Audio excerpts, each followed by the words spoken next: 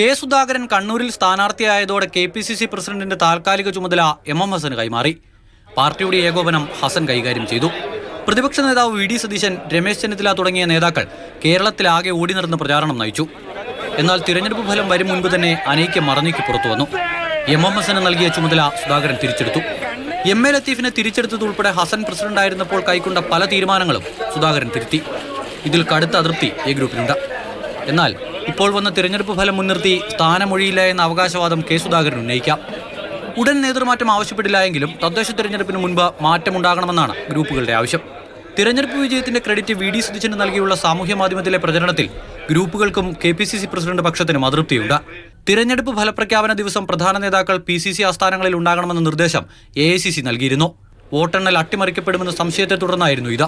എന്നാൽ ഇന്ദിരാഭവന് തൊട്ടടുത്ത് കണ്ടോൺമെന്റ് ഹൗസിൽ ഉണ്ടായിരുന്ന പ്രതിപക്ഷ നേതാവ് എത്തിയില്ല.